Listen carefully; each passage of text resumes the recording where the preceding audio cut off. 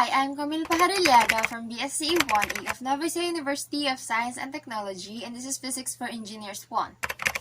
In this video, we're going to talk about collisions in two dimensions.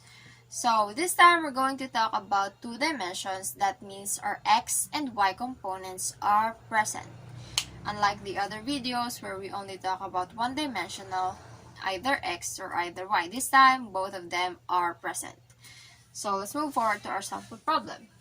A vehicle with a mass of 1,500 kilograms traveling east with a speed of 25 meters per second collides at an intersection with a vehicle with a mass of 2,500 kilograms traveling north with a speed of 20 meters per second. Find the magnitude and direction of the velocity of the wreckage immediately after the collision, assuming that the vehicles undergo perfectly inelastic collision and assuming that the friction between the vehicles and the road is neglected. So let's first draw our problem in order to understand it better. We have our first vehicle here, which is moving towards the east, and this is our second vehicle moving towards the north, and this is where they collide. So our mass for the first object or the first vehicle is equivalent to 1,500 kilograms, and our initial velocity is 25 meters per second. For the second object, we have a mass of 2,500 kilograms and an initial velocity of 20 meters per second. So in order to solve this problem, what we're going to do first is to find the x and y components of our problem, or our momentum. Since this vehicle, or our first vehicle, is only moving horizontally initially, we are only talking about the x component here. That means our y component here is 0 because it's not moving vertically, only horizontally. And on the second one, it is only moving in the y-axis, in the vertical direction. That's why it only has y component.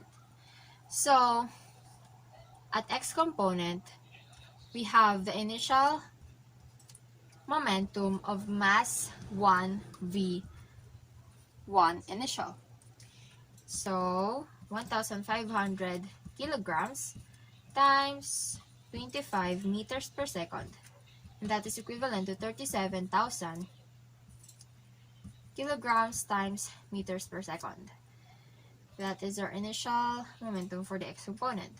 For the final momentum, we're going to add both our masses because this time we're talking about these two vehicles. Because after colliding, they're going to stick with each other towards whatever direction they're going to. And for example, this is their direction.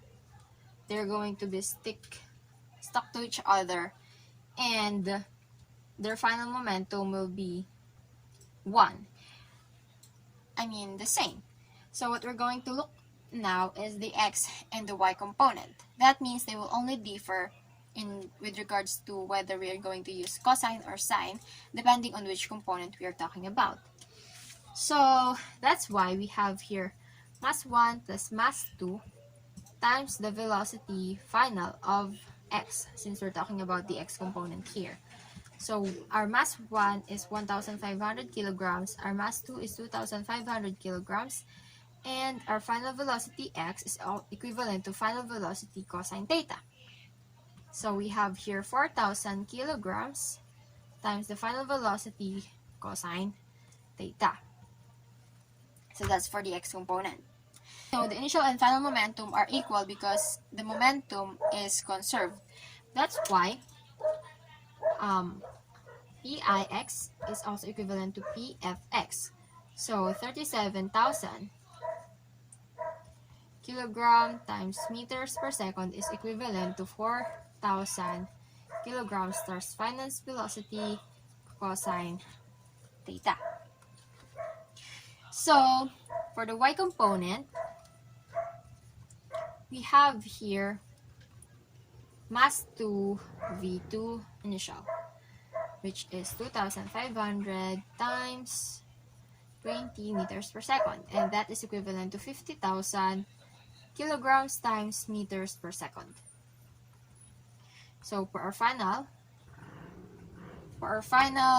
momentum for the y component, we are just going to use this but change the sign. So we have 4,000 kilograms plus v final y. So that will be 4,000 kilograms v final sine theta.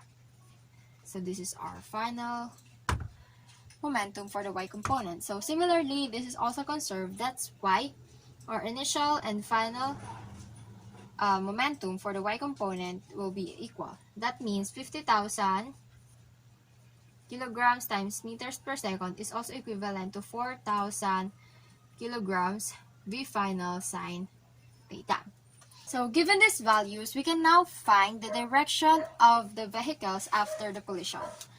So our formula for that is theta is equivalent to inverse tangent multiplied by the y component of the final momentum over the x component of the final momentum. And our final momentum y is also equivalent to 50,000 kilograms. So we're going to use that. Inverse tangent times 50,000 over, and this one is 37,000. And we will have an angle of direction which is equivalent to 53.13 degrees. Now that we have our direction or our angle, we can now substitute this to any of this equation in order to find our final velocity. So this time, let's just use this final momentum for the y component. So we have here, v final y is equivalent to 4,000 kilograms times the final velocity sine theta. We're going to isolate the final velocity. So we have final velocity is equivalent to p final y over 4,000 kilograms times sine theta. And then we're just going to substitute the values.